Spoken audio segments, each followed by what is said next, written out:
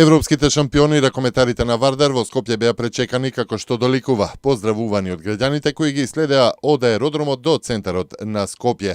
Поминувањето низ триумфалната капија во искрените куси обраќања, хероите се заблагодарија на поддршката. Така Иван Чупич порача: "Јас сум Хрват и денеска сум горд што сум македонец." Тимур Дибиров пак и порача на верната публика: "Мојата победа не е пехарот, вие сте мојата победа." Двата синдикати на Македонски железници транспорт соопштија дека нема да прифатат, како што наведуваат, селективно покачување на коефициентот на сложеноста на работните места и други привилегии на одредени работни места. Машинскиот персонал во транспорт од вчера протестира за зголемување на коефициентот, што предизвика целосно блокирање на железничкиот сообраќај.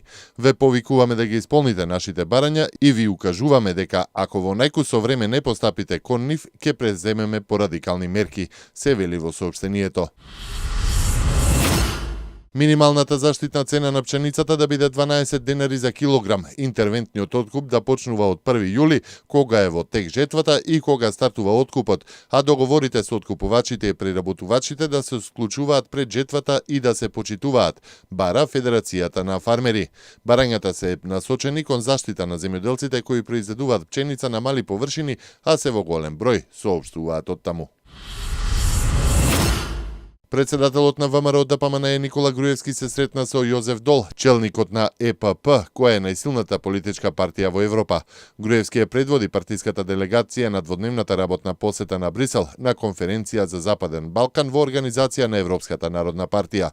За утре се најавени бројни билатерални средби со европратеници, како и со еврокомесарот Јоханес Хан.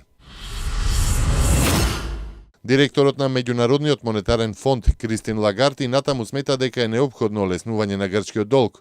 Тоа не значи кратење на долгот, туку едно пошироко продолжување на рокот за враќање на кредитите и каматите.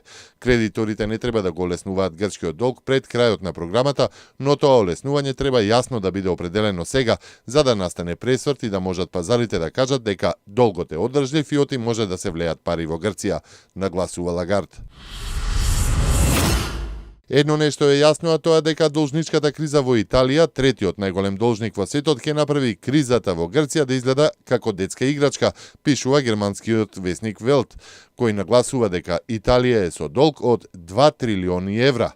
Таков долг нема ниту една земја од еврозоната, а пазарите стануваат се понервозни. Економиите дури заговараат излегување на земјата од еврозоната, се наведува во написот на Велт.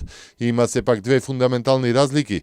Италија навикнала да живее со долгови, а повеќето кредитори се самите нејзини граѓани и банките. Италијанскиот долг е непостоен и во моментот земјата должи 2,3 трилиони евра, односно нејзиниот долг изнесува 133% од БДП, додава германскиот Велт.